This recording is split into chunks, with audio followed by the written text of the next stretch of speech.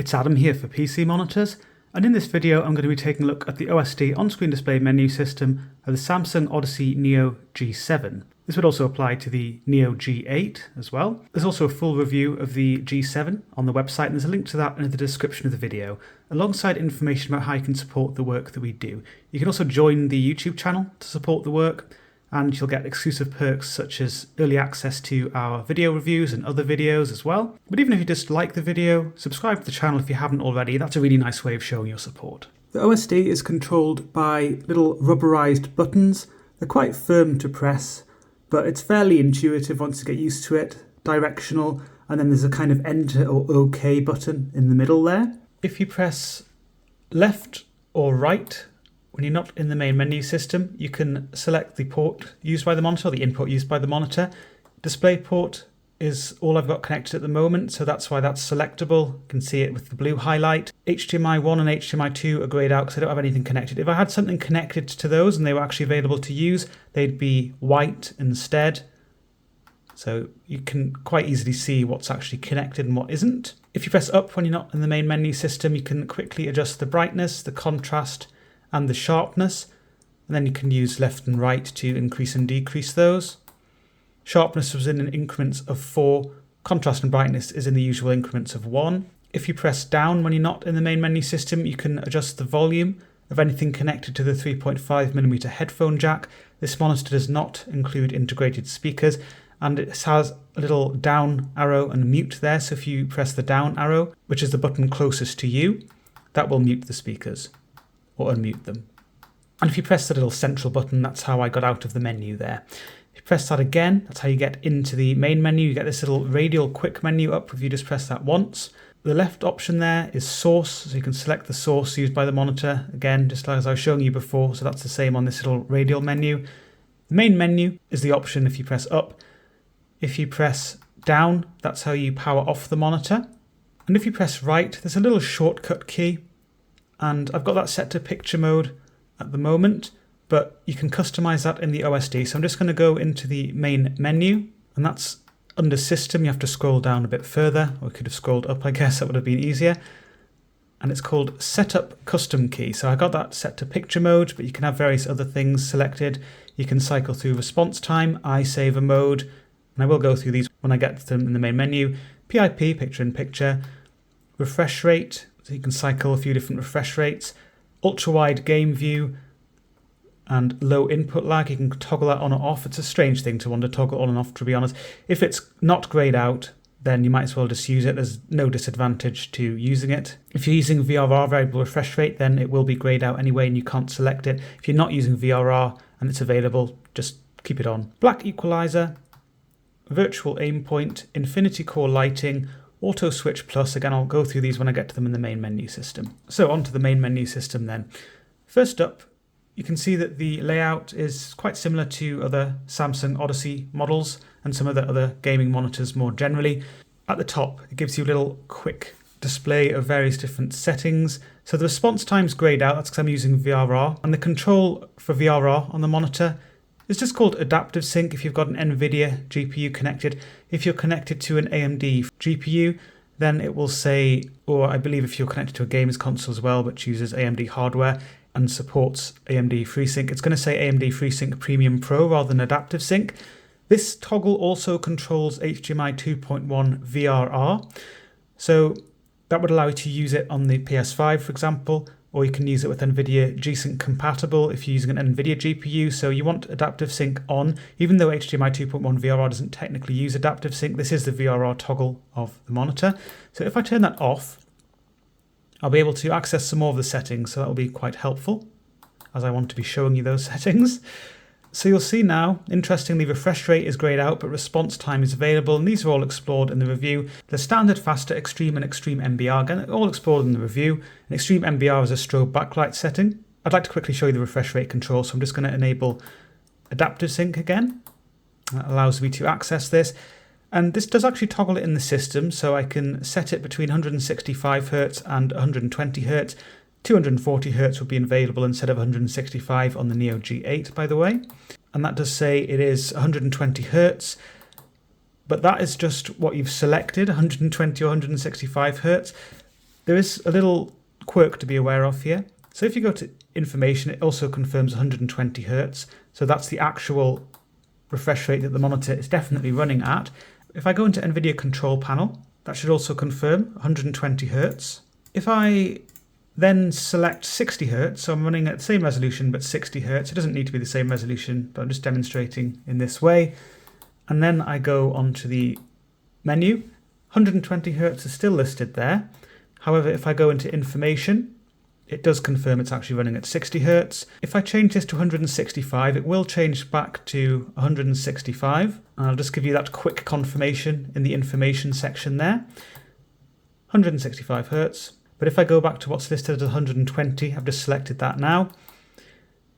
It says 120, 120, but actually it just goes back to 60 Hz. So just be aware, yes, it can cycle between two different refresh rates basically, but it isn't necessarily exactly what it's saying depending on the refresh rate you used when you last used that particular setting. A little bit confusing, but that's just how it works.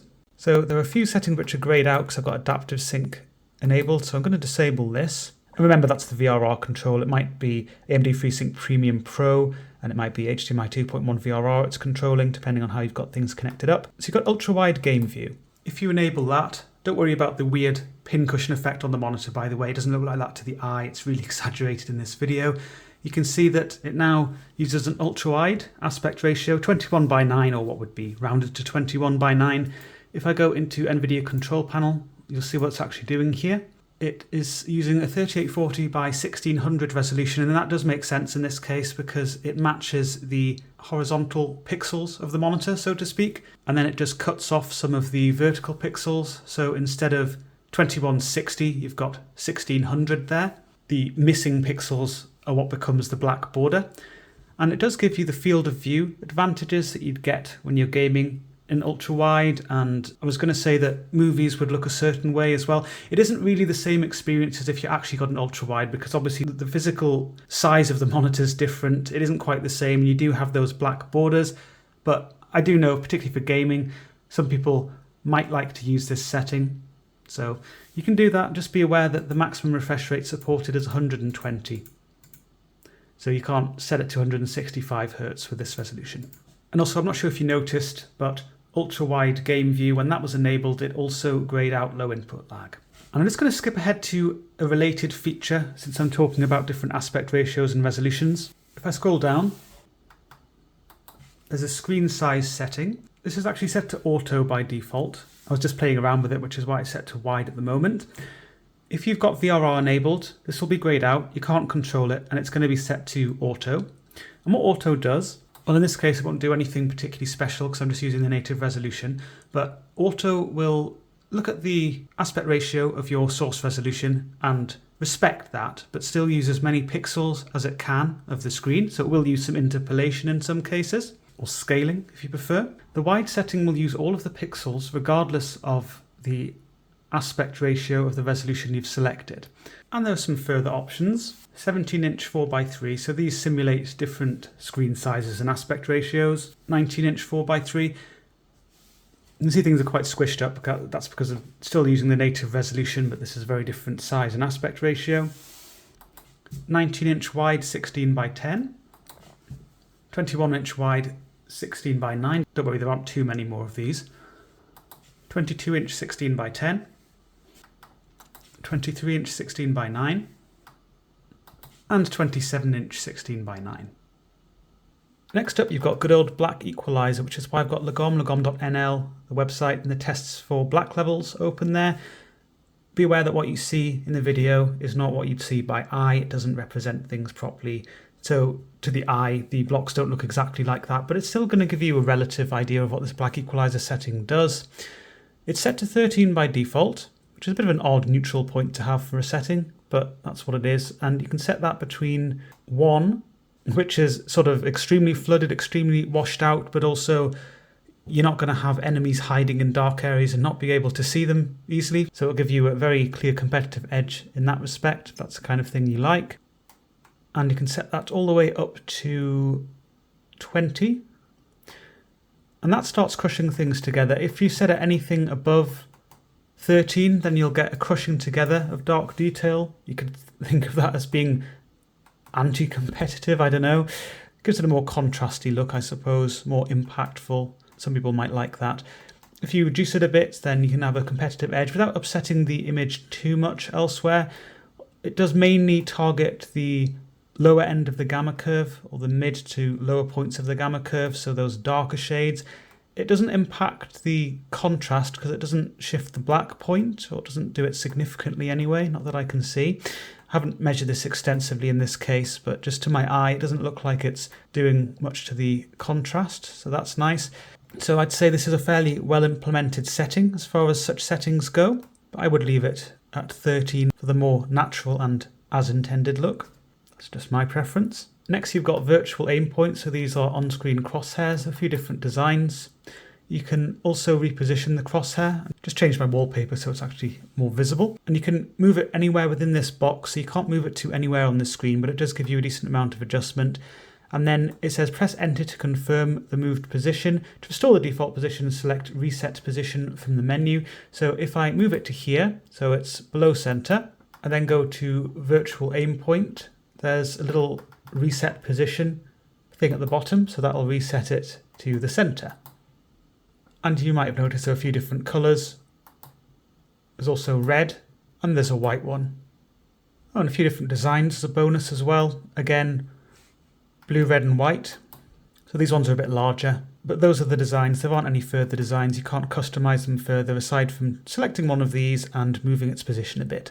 Next up, and some of you will be very excited about this, Infinity Core lighting. So that's the RGB LED lighting feature of the monitor. So if you go into this part of the menu, lighting can be set to front and back or just the back. So there are 3 different lighting zones on this.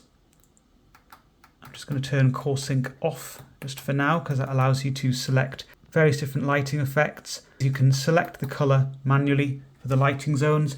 I'm going to say that from a normal viewing position, you can't really see a lot from these little cheek pieces. So these are different LED lighting zones. There's one there at the right, one at the left, and at the rear as well. So these are 3 distinct lighting zones. These aren't ARGB or anything like that, so they don't have really fancy effects. They can only be one color at the same time. So if I selected rainbow here, you'll see that each zone is just one individual color at a time. The same with the rear. So it doesn't have any sort of fancy dancing patterns where part of the lighting zone may be one color, part of it another color. In terms of the visibility from a normal viewing position, I've already mentioned the cheek pieces. If you're close to the monitor from normal viewing position, you'll just see a little bit of those, if anything.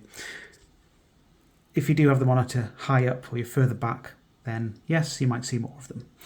And as for the rear, it doesn't give a strong glow. It gives a little bit of a glow behind the monitor and also beneath the monitor. So it is visible, but it's not a strong glow. It can't be considered a bias light or anything like that. So it doesn't enhance the perceived contrast or significantly affect that in any way. Just quickly show you a few other effects. I'm not going to show you the rear one because it's just doing the same thing as these, and you can kind of see at the bottom of the monitor what it's doing. Flash, double flash,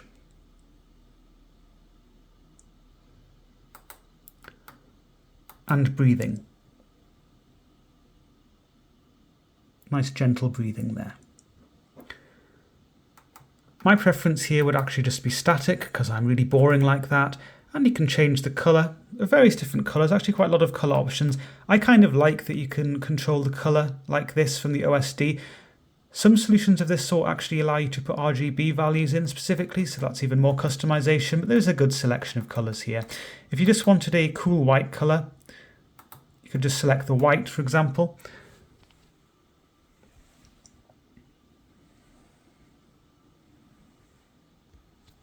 And the other setting of interest was Core Sync, and what that will do is it will look at the content on the screen. When you select this, you can't control anything other than whether it's using the front and back, or if it's on at all, of course. But what that will do is it'll look at the content on the screen and it'll split it up into the left side of the screen and the right side of the screen. This will sort of reflect the colours on the left side of the screen, this one on the right, and the one in the middle will really sort of average both zones. To make this a lot clearer, I'm just going to open a few Yes, here's one I prepared earlier. I'm going to open a few colours on the screen. So most of that is blue, which is reflected by the blue light there. Most of that is green, and it's reflected by the green lighting there. And the rear then becomes a sort of mixture of the two. It's kind of a cyan or a light blue colour. So yeah, I mean, it gives a little bit of ambience, I guess, when you're gaming. Some people might quite like this, or not just when you're gaming, just when you're doing other things as well. I would have personally preferred, first of all, for the rear light to be stronger so you could see it more clearly from the front. And perhaps it could act as a bias light, that would be more useful. And these cheeks as well, I don't think the position and the orientation is great because you don't really get to see them much from a normal viewing position. But aside from that, you know, it's a reasonable lighting feature. I've certainly seen worse or more gimmicky lighting features than this. So for the rest of the video, or at least some of the rest of the video, I'll just leave the camera like this so you can admire the lights there as well. A little bit of relaxing ambience for the rest of the video. So next we move on to the picture section of the menu. Picture modes, various different options here. These will just change various settings in the OSD to different values by default. You can make adjustments. It doesn't lock things off like some presets on monitors do, or most of these I should say don't. There are some exceptions and I'll come on to them. So FPS, for example, it just kind of looks cool, and that's cool as in high white point. Also looks kind of washed out, but it does give you good visibility, and that's because the black equalizer is set to 8 by default, which is rather low. Even in the colour section of the menu, you can make adjustments there, and there's also gamma there and saturation, and it does up the saturation a bit. But you can just manually configure these to your liking. There's RTS, which sort of makes things look quite punchy and saturated. There's RPG, and this will increase the sharpness a bit by default as well, but it's otherwise reasonably well balanced. Again, just changes things and you can just make adjustments yourself manually. There's Sports, just makes other adjustments. There's sRGB. This is unique because this is an sRGB emulation setting. It clamps the gamut so it's close to sRGB rather than the standard wide gamut of the monitor. So that was a bit of a confusing phrasing there, the native wide gamut of the monitor. You'll see that you can adjust brightness, you can't adjust contrast, and you can't adjust your color channels either. You can also adjust the gamma.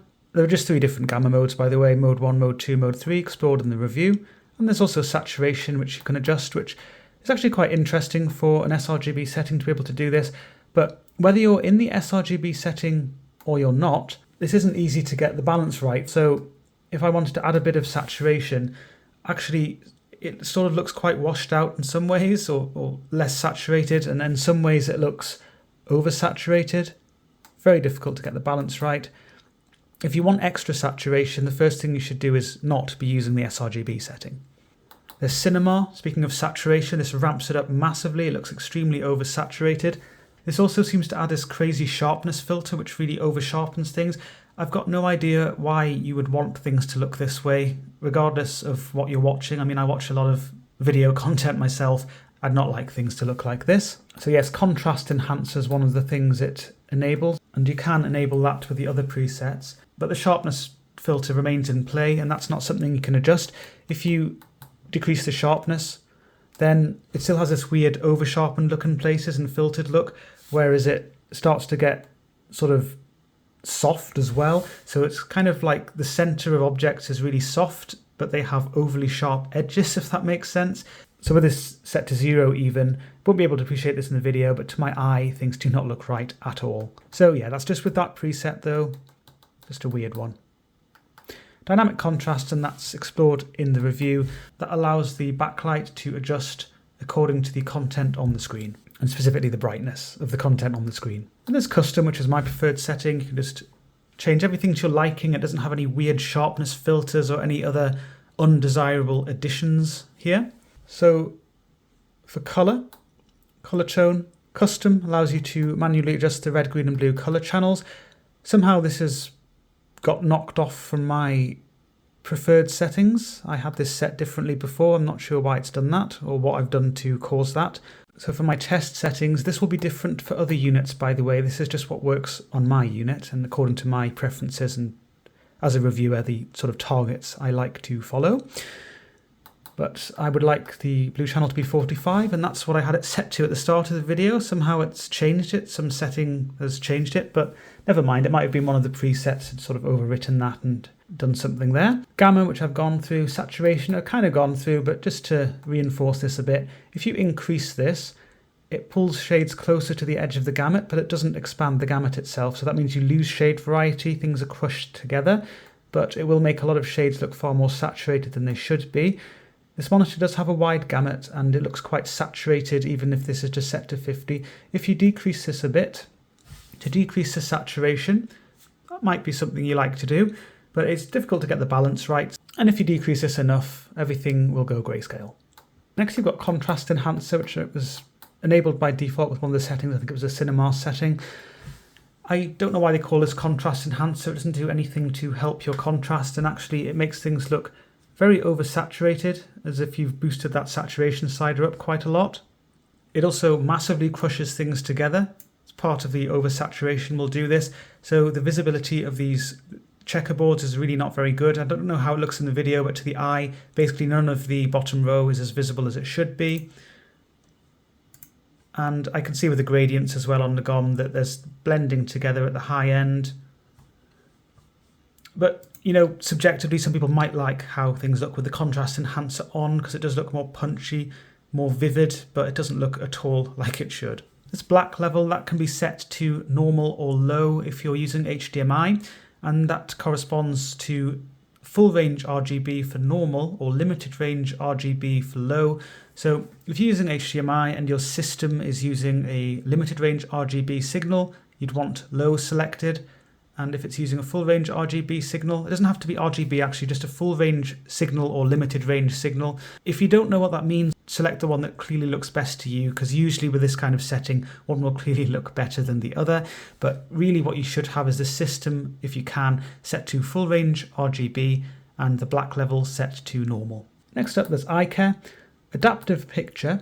This monitor has a light sensor at the bottom of the monitor near the controls, and this setting allows the monitor to adjust according to the ambient lighting, and it will not only adjust the brightness, it also adjusts the color temperature, possibly slightly some other aspects of the image like gamma. I'm not sure. I haven't really done much assessment beyond subjective assessment with this one. I have actually recorded some color temperatures, but it's mainly really just what I see to my eye, and I think it's better than some ambient light sensor solutions in that you can actually select, for example, minimum backlight. I don't think this corresponds to the brightness levels you'd see in the OSD, so 10 versus 0, for example, but it does, or maybe it does, I'm not entirely sure, but either way, it biases it more towards very dim versus dim if your room is dim. So I would set this up according to your preferences when you're sort of in the dimmer lighting conditions that you'll experience. So it's definitely dimmed a lot more. Now I've got that set to 0. It's too dim for my liking, but you know, personal preferences and all that. So set this up to your own preferences in a dim room. And then when you're in your brighter room or brighter conditions, or let's say more normal conditions, more normal daylight conditions, you can also change the brightness. So that will change how bright it will be just in general, but certainly in a brighter room. So it does give you nice flexibility. I tend to prefer manual adjustments than the predictability of manual adjustment myself, but that's something I'm very used to, and that's just how I like things to be very predictable, and I am a reviewer, so I do need that level of consistency. But I would say that this is probably one of the better ambient light solutions if you like things to adjust according to your room lighting. The other thing, when I said it changes color temperature, it doesn't seem to make massive adjustments there. And what I mean by that is if I'm sitting in a dark room, or a dim room I should say, with very warm lighting on, so Philips Hue set to a very warm white colour, or perhaps even red for that matter I also tested, then the monitor doesn't really enter a low blue light state, or what I'd consider a low blue light state with a very warm colour temperature. It goes a little bit on the warm side, so it's kind of nice, but I prefer a stronger effect. So I would actually have to manually turn on my low blue light setting as well. So it kind of defeats the purpose of that aspect. But if you just want the monitor to use its ambient light sensor to adjust brightness but nothing else, that's also fine. Then there is an alternative. I have to turn adaptive picture off to show you this. You then go to System, And there's a little setting hidden away just near the bottom here. Eco sensor mode. Set that to on, and it will adjust the brightness, but only the brightness.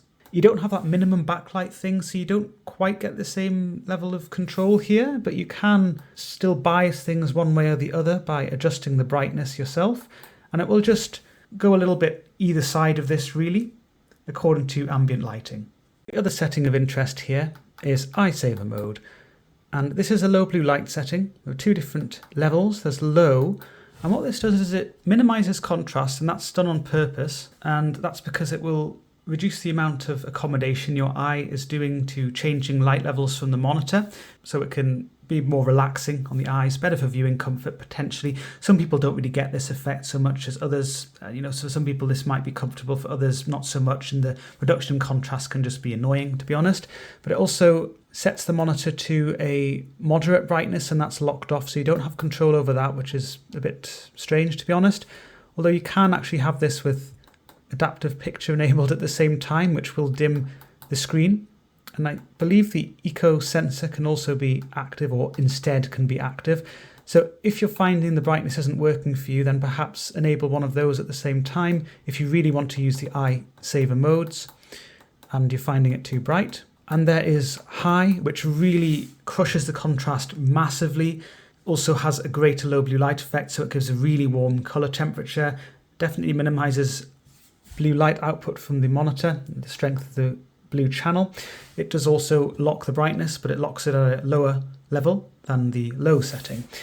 My preference though, and this just works for me, not using eye saver mode for my low blue light setting, but if I go to color and change color tone to warm 2, this doesn't have the same kind of effect on contrast, but it does give you that nice warm color temperature, which is relaxing. It greatly reduces the blue color channel, and it doesn't lock off your brightness either. You can just adjust that according to your preferences.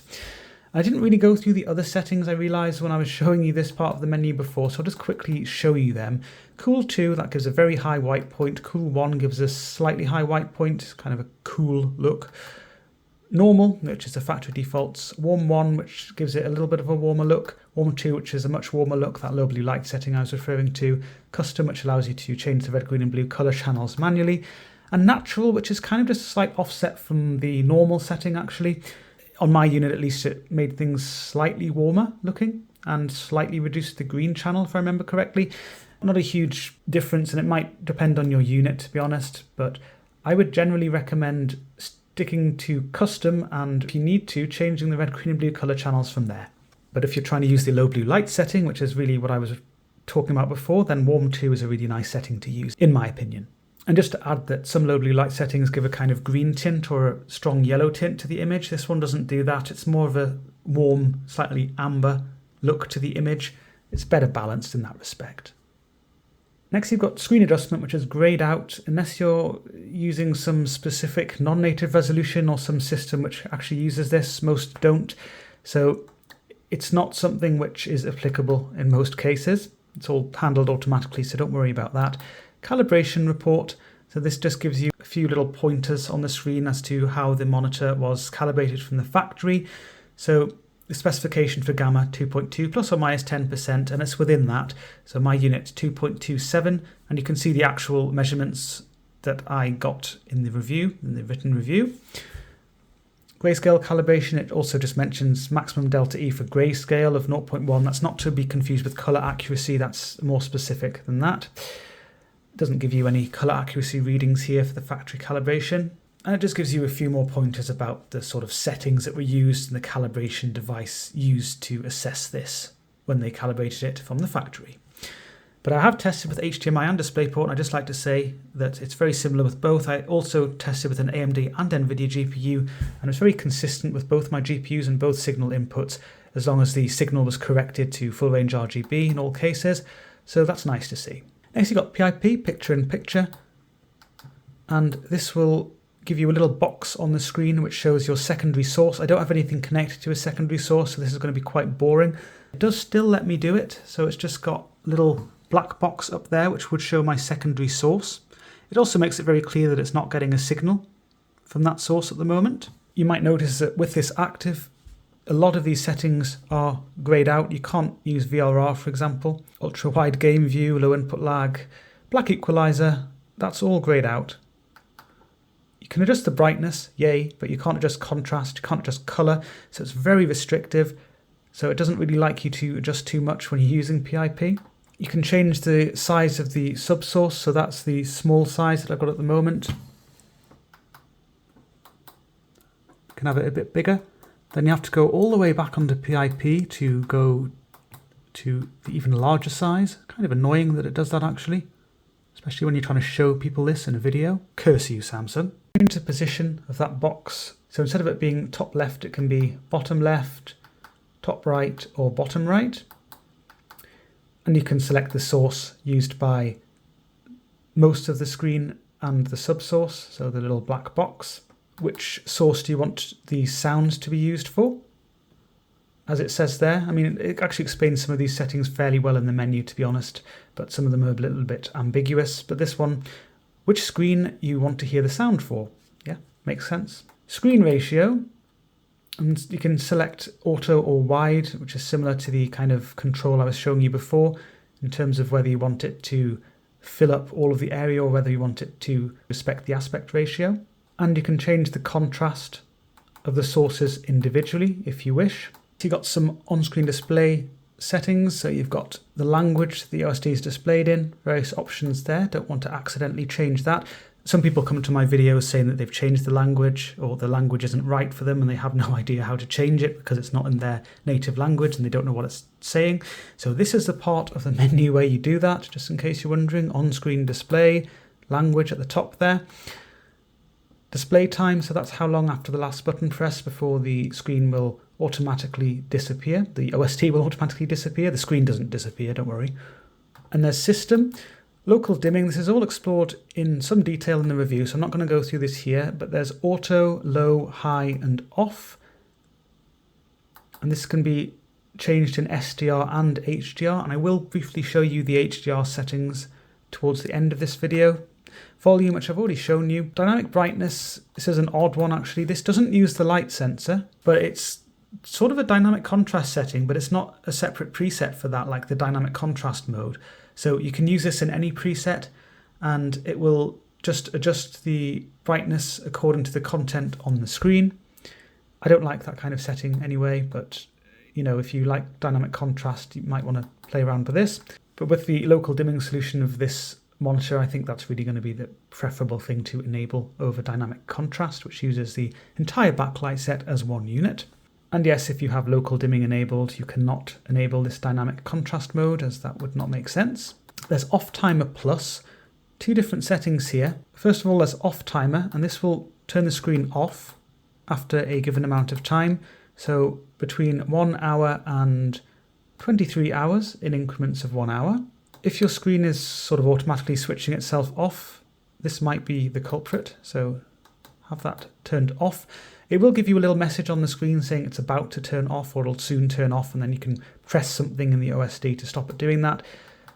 There's eco timer, this is different, and what this will do is when a signal to the system is lost, this is how long before it will turn itself off or really go into a deep standby state, as if you've pressed the power button of the monitor, or as if you've turned the monitor off with the power setting there. So the options there, you can have that disabled if you don't want it to do that, that's fine, but I actually quite like this setting, as it is more energy efficient than just leaving the monitor on normal standby. But you can have it set to 10 minutes, 20, 30, all the way up to 180 minutes. Next is PC AV mode. This is a bit of a confusing one, but if you are using a PC or a modern games console, this will be set to PC by default. That's what you should use. The AV mode is a lot more restrictive and makes some kind of weird changes. I'm just going to switch it over to AV mode, and it has actually done it. I'm just going to turn the monitor off then on again just to make sure. I just pressed the on button, and yes, I know some of you like to know how long monitors take to turn on, so that was this one. It may depend on your system or how long it's been switched off for, etc., but that was fairly quick, even though it did show a few splash screens as well. And not a lot has changed. However, the AV mode is really designed for certain AV devices. It might be a Blu-ray player or old games consoles or something like that. So if I switch over to 60Hz 4K, because some Blu-ray players, for example, would use that, then the options have changed. The manual of the monitor actually gives quite a lot more detail about this than I can give here, because this would almost be a separate video of its own, because it does actually change quite a lot. But the picture modes change: standard, dynamic and movie. I'm not going to go through all of this because it's going to take ages, but I would just say that standard's the best balanced. In colour, there are some changes here as well, if I recall correctly. So you'll notice there's not warm 2 and cool 2 anymore. There's just cool, normal, warm and custom. So it just simplifies this as well. It's really all about simplifying controls. The gamma's set to mode 2 by default instead of mode 1. Another thing that I recall that it changes is something which I'm going to have to turn adaptive sync off to show you. Don't you just love the mystique here? Is screen size. The options here are different now. So there's 4:3, 16:9 screen fit, and the other sort of emulation settings. So the named aspect ratio 16:9 and 4:3 are a bit different. Remember there was auto and wide before. And there's screen fit, which will use as many pixels as it can, regardless of the aspect ratio. So that would be stretching it out potentially, and it would be the same as sort of using the wide setting before. Next, you've got DisplayPort version 1.4, 1.2 or 1.1. Just for compatibility purposes, they have different capabilities. 1.4 for the full capabilities of the monitor.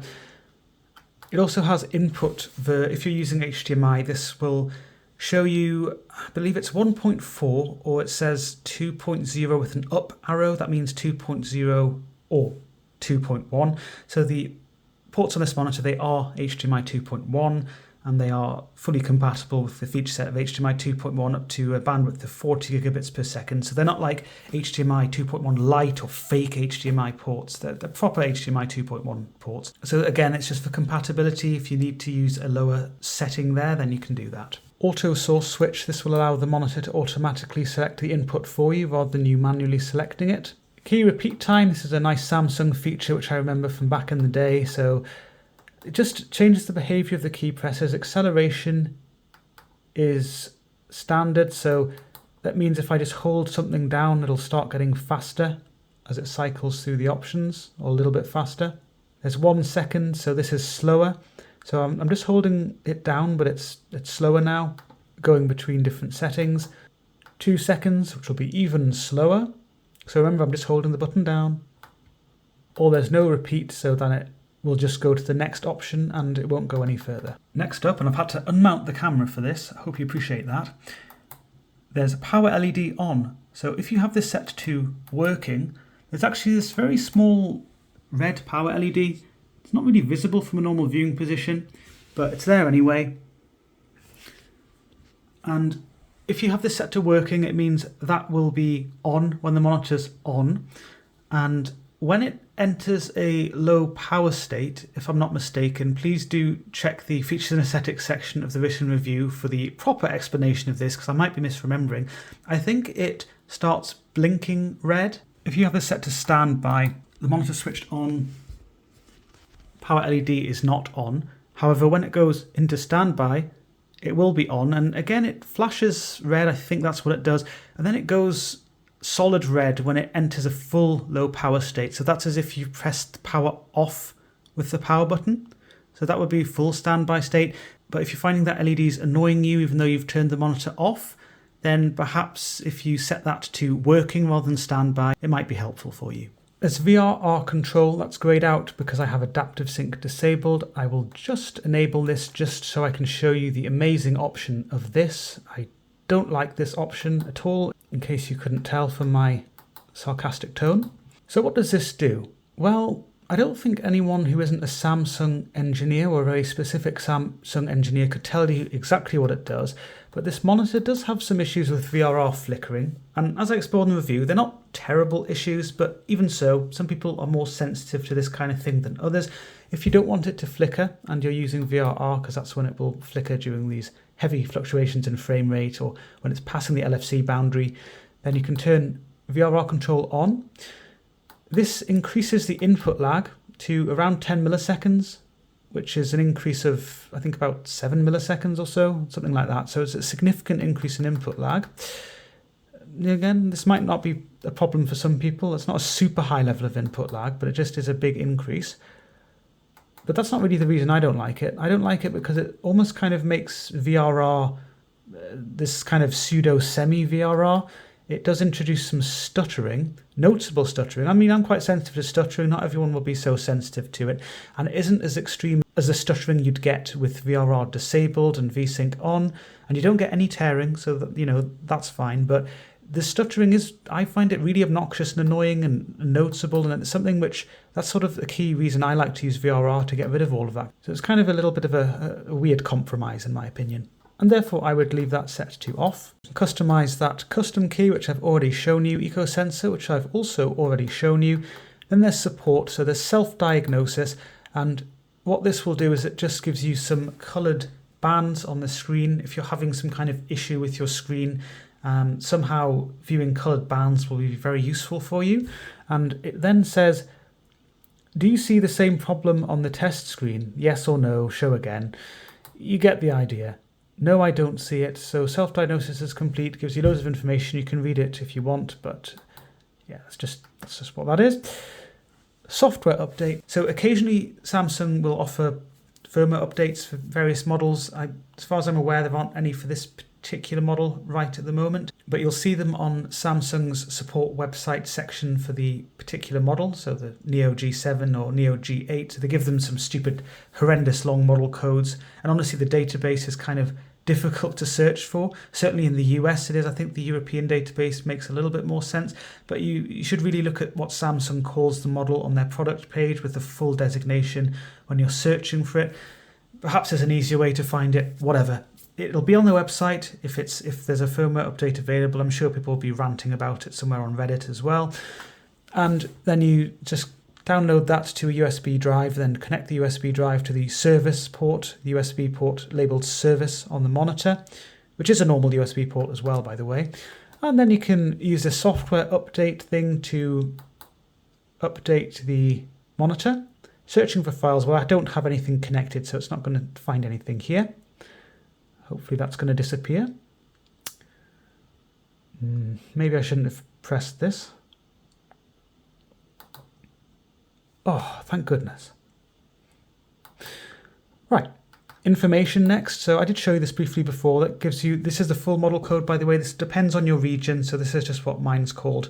And it gives you more information as well, the software version. Resolution and refresh rate. I didn't want it to be running at 60 Hz, but I've changed lots of things and it seems to have defaulted to that. Of course, that should be up to 165 on the G7. That's where you want to be if you can. Potentially 240 on the Neo G8. There we are. Register product. So this just gives you information about how to register your product.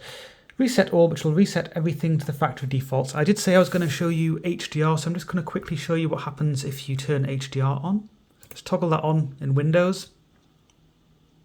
The monitor automatically enters its HDR state. It does give you a little thing at the top left. I'm sorry you couldn't see that in the video because of the camera position, but it said DisplayPort and had in brackets HDR. Strangely, it doesn't give you a clear indication that HDR is on when you're in the main menu system.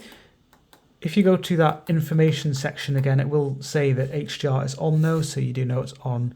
In that case, it should be clear from the image. The image is very different when HDR is on, but it doesn't grey things out like it did. I mean, some of these are greyed out just because I've got adaptive sync enabled. Again, you can disable that, VRR Control, and then some of this will be available. And I've also realised that it has kicked me off HDR because it has sort of a memory for HDR when you've got adaptive sync off and when it's on. So if you do change adaptive sync in the OSD, you might need to re-enable HDR. But the brightness is set to 100. You can reduce that if you want, but you shouldn't really. It will upset the balance of HDR. I explore that more in the review. But if you really need to, because you're finding it uncomfortable, then you can do that. You can change all sorts of things. You can still access the color channels. So you can customize these. Again, don't be extreme with your adjustments. Local dimming, you will definitely want this on. I would set it to high under HDR, but personal preferences and all that. Again, this is all explored in the review. I just wanted to point out that with HDR, there is a lot of flexibility you still have in the OSD, but don't go crazy with your adjustments. So that's really all there is to the OSD on-screen display menu system of the Samsung Odyssey Neo G7, and a lot of this would also apply to the G8. Be sure to check out the full review on PCmonitors.info. There's a link to that in the description of the video. alongside information about how you can support the work that we do. Also be aware you can join the channel, or at least you can subscribe if you haven't already. All of that helps.